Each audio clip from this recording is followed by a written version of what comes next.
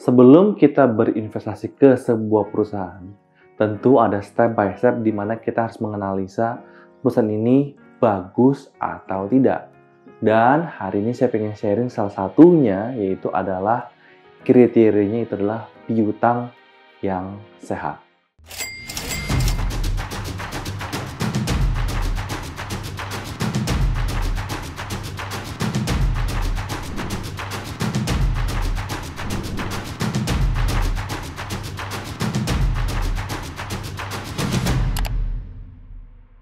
Hari ini saya akan ambil contoh dua perusahaan. Yang pertama adalah perusahaan DAX, dan ini memang perusahaan yang hampir delisting ya. Dan ini adalah sebuah restoran yang ada di mall-mall, dulunya ada ya, itu nama The Duck King. Nah, ini adalah perusahaan retail yang mungkin bisnisnya kita gampang untuk melihatnya. Dan yang kedua adalah bisnis yang mungkin kita jarang ketahui, itu bisnis rokok. Dan hari ini kita akan ambil contoh adalah saham Wismilak, yang dimana di video sebelumnya saya sempat sharing kalau saya sudah berinvestasi di saham Wismilak. Dan kita bakal bahas piutang mereka tuh seperti apa sih. Nah, langsung aja kita ke laporan keuangan The Duck King, dan mereka terakhir mempublish laporan keuangan mereka di kuartal 3 ya di 2020, di mana tanggal 30 September 2020, dan kita bisa lihat di sini kita harus membandingkan piutangnya itu dengan beberapa poin.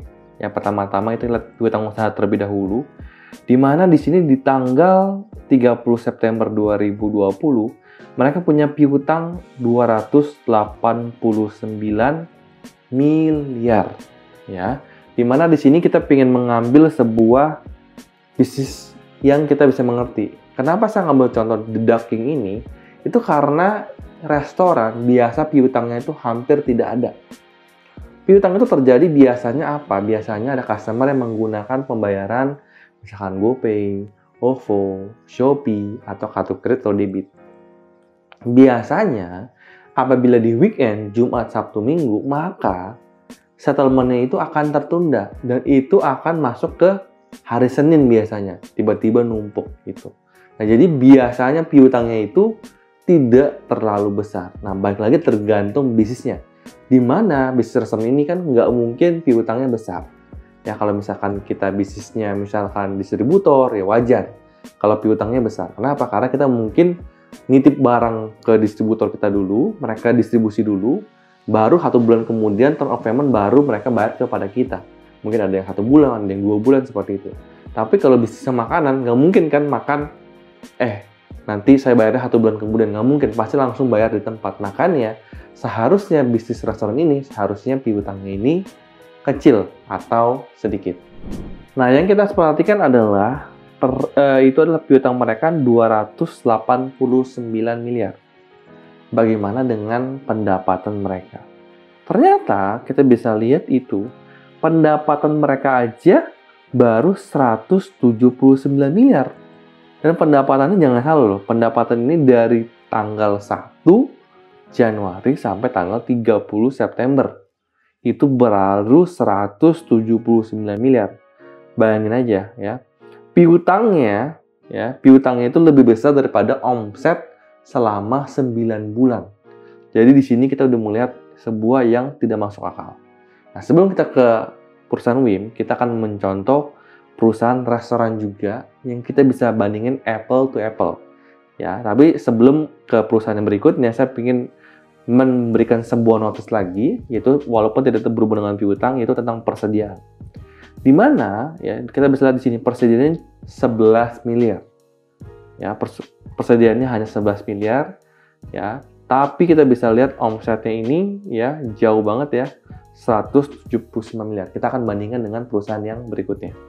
Nah, biar apple to apple, sekarang kita bandingkan dengan Enak. Ya, Enak ini beberapa brand makanan yang mungkin kalian udah nggak asing juga, yaitu ada Raja, ada Gokana, ada Monster Spoon yang lagi naik daun banget gitu, ada Platinum ya kan, ada BMK gitu ya. Kita bisa lihat di sini, kita lagi-lagi mau lihat piutangnya. Piutang daripada Enak ini hanya 6 miliar saja.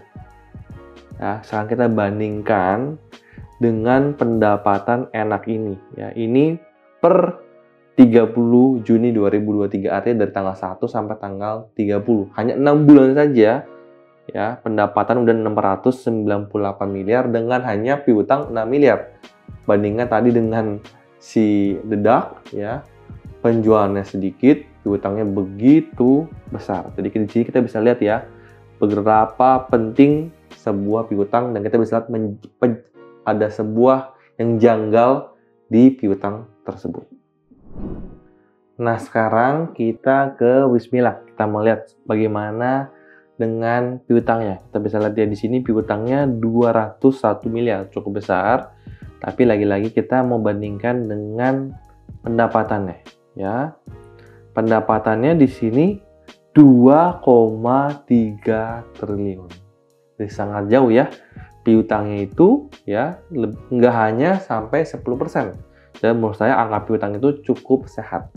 Dan kalau kita bisa lihat tadi di piutangnya itu di catatan kaki nomor 5. Kalau kita ingin lebih detail lagi, bagaimana sih bisnis Wismilak ini, kita bisa ke catatan kaki nomor 5. Kita bareng-bareng lihat. Oke, sekarang kita sudah di bagian piutang usahanya. Di sini mungkin kita nggak bisa ngecek semuanya, cuman ada beberapa nama yang harusnya kita tidak asing.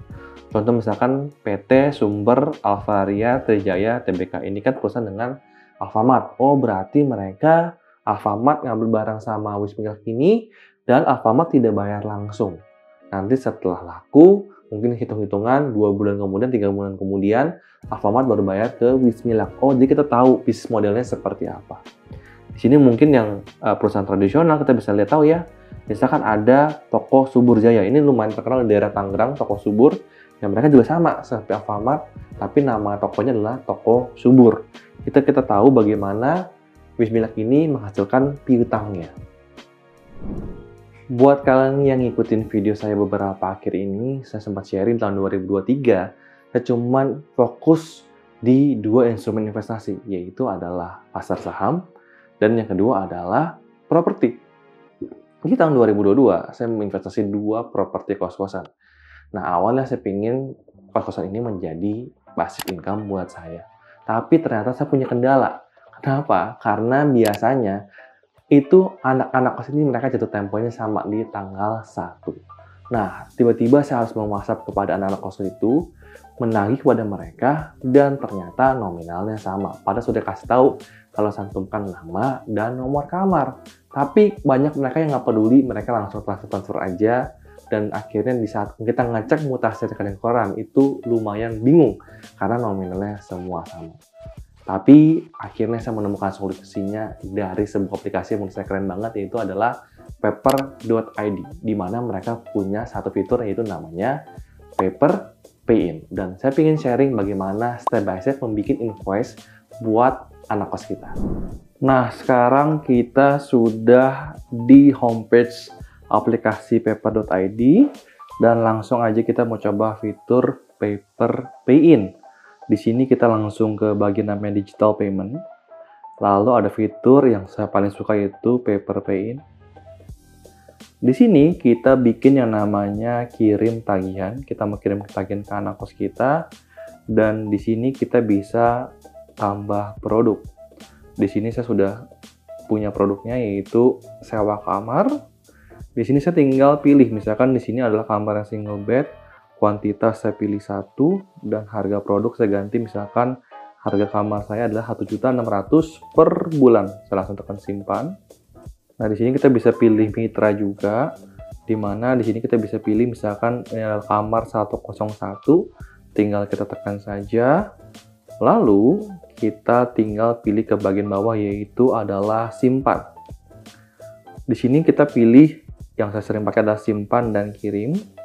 Di sini kita bisa lihat ya, anak kos kita itu punya banyak pilihan metode pembayaran, yaitu Tokopedia, virtual account, kartu kredit seperti Visa, Mastercard, OVO, dan lain-lain. Saya tekan lanjutkan saja. Dan di sini saya tidak email, biasanya saya langsung WhatsApp ke anak kos. Sini emailnya saya centang, saya centang yang WhatsApp-nya. Lalu kita bisa pilih nomor teleponnya, misalkan 628 sekian.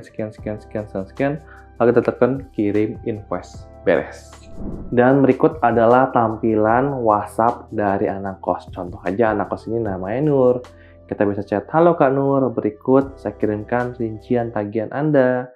Jumlah terhutang 1,6 juta, yaitu single bed, jatuh tempohnya hari ini tanggal 25 September, dan tinggal klik aja." Setelah klik, ini ada tampilan untuk pembayaran anak kos. Tekan bayar invoice, kita bisa lihat di sini bervariasi sekali. Bisa bayar pakai QR, ya kan, bisa pakai Keris, bisa bayar pakai Tokopedia, dan di sini juga kalian bisa bayar pakai Blibli, pakai Shopee, dan juga bisa pakai virtual account, dan juga bisa bayar pakai kartu kredit. Jadi, anak kos itu bakal dimanjangin banget sama kita.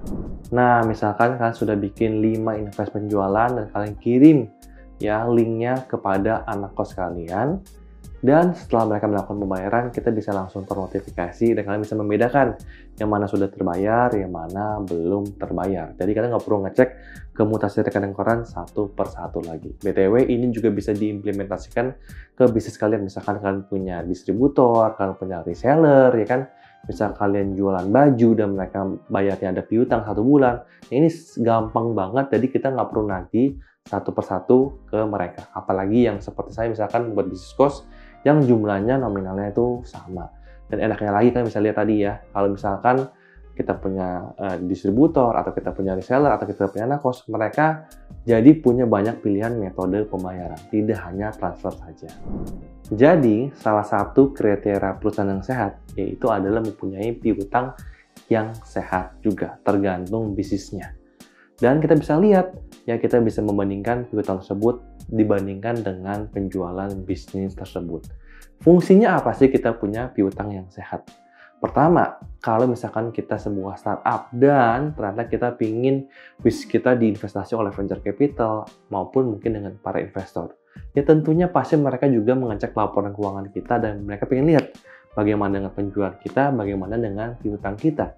Ternyata kalau kita cuma jago jualan, tapi piutangnya itu menumpuk juga, pasti mereka juga tidak akan suka. Nah, supaya piutang perusahaan kamu sehat, kamu juga bisa menggunakan fitur Paper Pay In yang sudah saya tunjukkan tadi. Buruan daftar paper.id menggunakan kode referral saya di sebelah sini, dan kalian akan mendapatkan gratis fitur Paper Plus selama 3 bulan. Itu senilai Rp300.000. Hari ini kita sudah belajar bagaimana cara kita memfilter perusahaan yang piutangnya sehat. Dan hari ini saya juga mengimbau kalian supaya apabila kalian punya bisnis, punya usaha, kalian juga harus punya piutang yang sehat. Mudah-mudahan video ini bisa bermanfaat buat kalian dan jangan lupa share ke teman-teman yang menurut kalian membutuhkan. Sampai ketemu di video berikutnya. Salam cuan dan bye-bye.